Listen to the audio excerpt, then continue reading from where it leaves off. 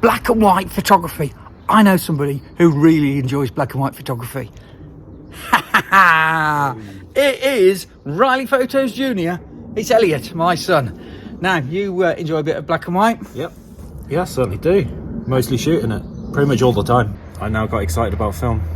Okay, so what's the one drawback of film? It gives you lots of scope to do Lots of character. Yeah, but you've got to buy the film. That's expensive. You've got to process. You've got to send them off and wait for it to come back, and it's expensive to have your film processed and scanned. What's the point? You can do it at home by yourself. As long as you use black and white, you can develop at home, and it's a lot cheaper. Of course you can. It's actually not as expensive as you think to develop films at home. And to prove it, a few weeks ago, before he had his haircut for the warm weather, we developed some of his films back at my house. And it's easy, isn't it? You don't need much stuff. So let's have a look at how we processed those films. Easy. Here I am in the kitchen, and Elliot and I are going to develop that film. What do you need to develop a black and white film? Well, not as much as you'd think. You need a changing bag, because obviously you can't let light get to the film. It's a light sensitive film. So a blackout bag that you can zip up, put your arms inside, and actually put the films inside a light tight tank, which is the second thing you need. I use Patterson tanks, always have. They've never let me down. So a Patterson tank, which has reels inside which you fit the film onto. The only other thing you need is some developing chemicals. I use Ilford chemistry. And what else?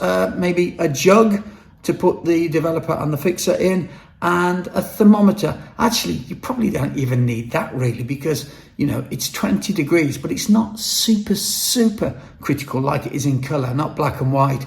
Look, most rooms are around about 20 degrees room temperature.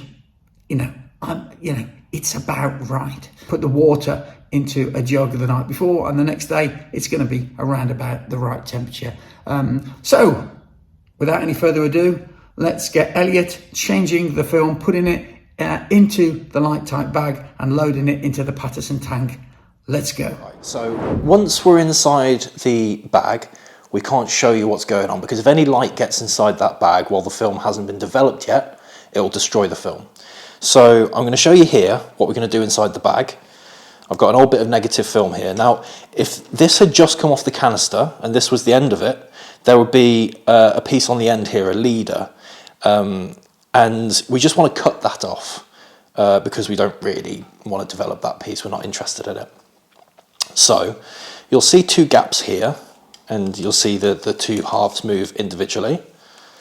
So what we really want to do is we want to feed the film into those gaps until it goes over this metal ball here. And then that metal ball will just grip the sides, and as we twist it, it will feed on.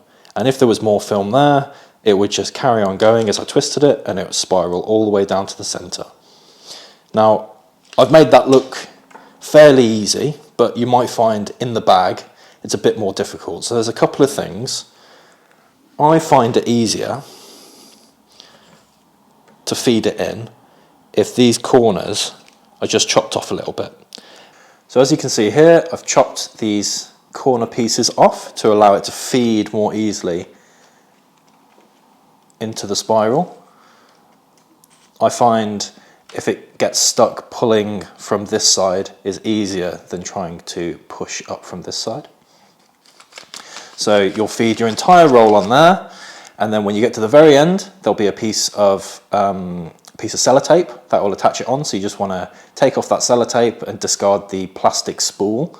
And then once you've done both of them, you can fix them onto the sprocket together and put them inside your Patterson tank, and make sure that you seal it up properly until you hear that click. And that's how you know that it's completely sealed and light-proof. And so you can now take this out of the bag. So here he goes. He's got his bag, he's got his Patterson tank, he's got all the bits to his Patterson tank. He's putting it inside the bag, as long as those two films that he's going to load on, and he's going to zip it up now. Look, there you go. And then it velcros over to be light tight, and then He's going to stick his arms in that end. There we go. There's one. Nice, tight, snug fit, because you don't want any light leaks. No watches or any... Oh yeah, you don't want any watches, particularly ones with LED faces or luminous dials. So that'll fog the film. So now he's taking the top off the Patterson tank and getting the spirals. And then he's grabbing the film. He's going to open the film canister. And of course, he'd already got his scissors in there. They were just behind the Patterson tank. So he's now cutting the leader on the film. And it'll take 5 minutes for him to just put those on. And so let's fast forward. So now they're loaded on. Open the bag up and inside. We unzip that. Find the zip. We've got one Patterson tank there, top on, with 2 films inside. Now that's light tight. And in here we've got the end of the film and a pair of scissors. Okay, so I've prized those open inside.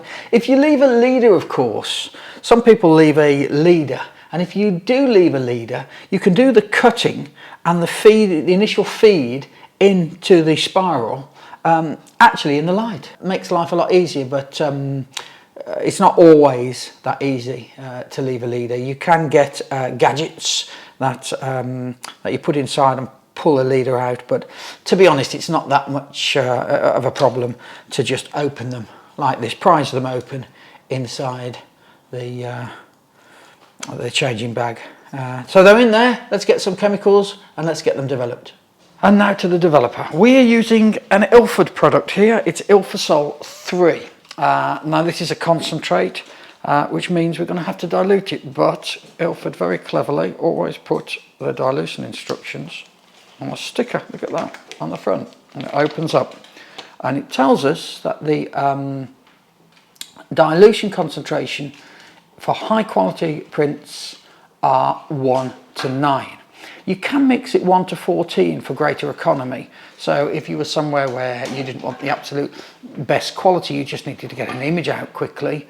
Newspapers I used to work for, we'd often mix it 1 to 14 to get more films out. But we're going to mix 1 to 9 because we want the best quality that we can get.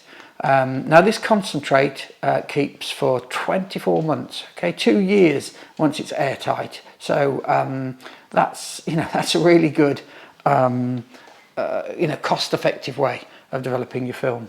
Let's get on and mix our developer. The Patterson tank will tell us on it exactly how much developer we need.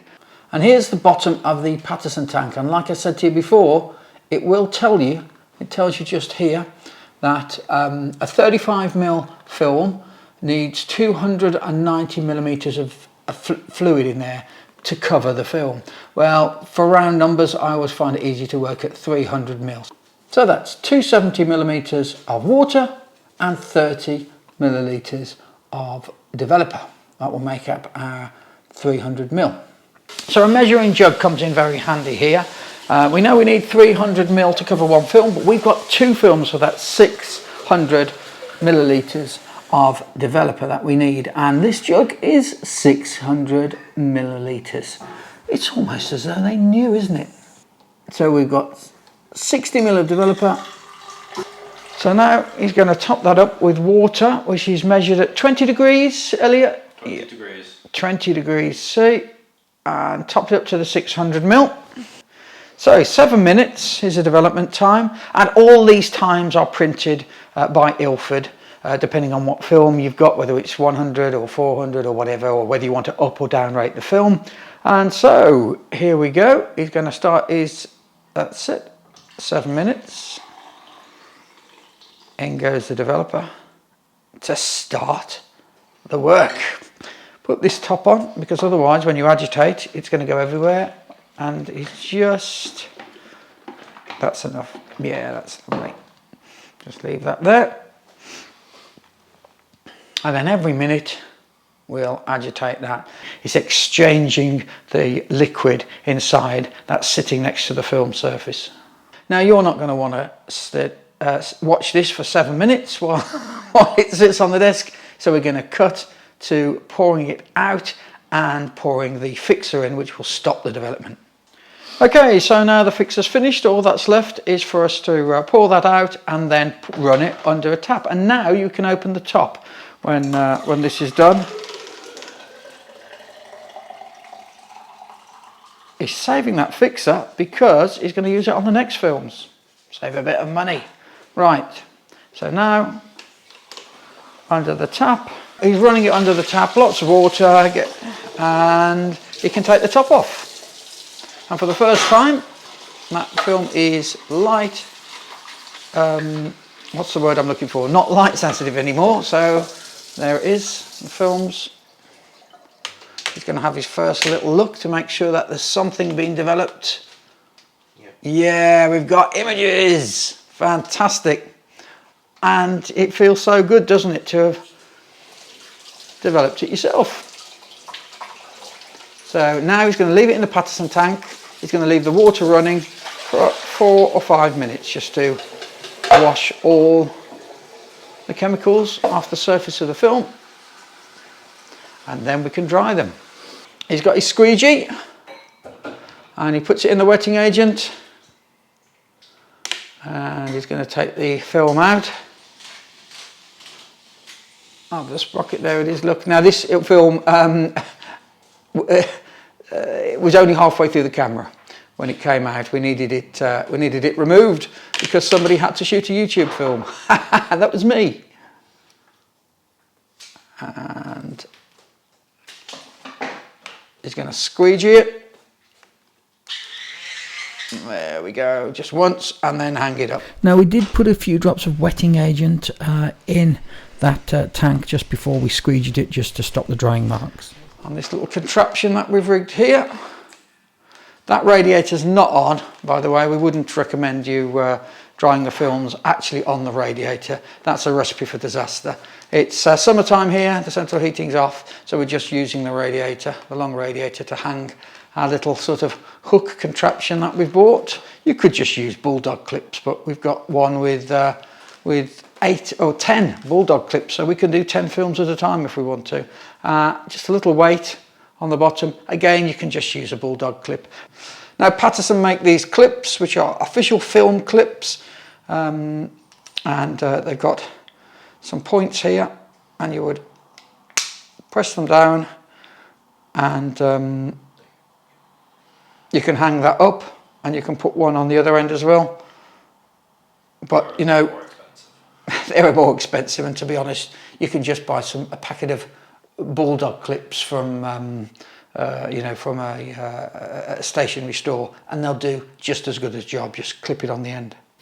So this is my favourite part of the process, when you can start to see the negatives on the film before you scan them, and you start to have a look, and the satisfaction of seeing the negative and seeing how your photo came out and imagining what the full scan is going to look like. It's a really satisfying part of the process for me.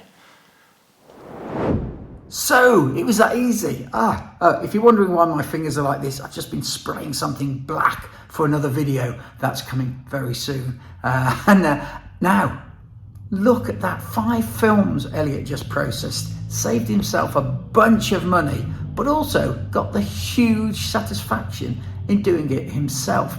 And that moment, you saw that moment, he was looking, actually, even when the film was running under the water, and he was having a quick look to get a quick first view of the negs, and seeing the silver salts there that he developed, and seeing his pictures, and squeegeed those films and hung them up, and you could see him looking through the negs and getting that first visualization of some of those pictures that he'd taken. You know, that's part of the physical process of film photography, something which kind of gets lost a little bit with pressing a button on the back of your camera with digital. That is still the beauty of analog, the beauty of physically, with chemicals, releasing you know, silver salts on the back of the film there. It's there's nothing quite like that. If you haven't experienced it, you know, you've seen how easy it is now. Absolutely. A few things you need: a changing bag, a Patterson tank, some chemicals, maybe a measuring jug and a thermometer. That's all you need, you know. And you can buy a kit. It's not that expensive. If you go online and have a look. In fact, I'll leave a link in the description to a developing kit, so you can get one from there. If you buy from my link, obviously, I have to disclose that I'll get a small commission at no cost to you, but I have to say that, hey, look, why not have a go at it? And you can do some great, you know, black and white photography, and then get some super you know, prints done and scans, and really enjoy, you know, getting them on screen and make them look just how you want to. And with that in mind, if you want to have a look at some you know, some editing online and some black and white pictures online, why not check out this video that I've got here.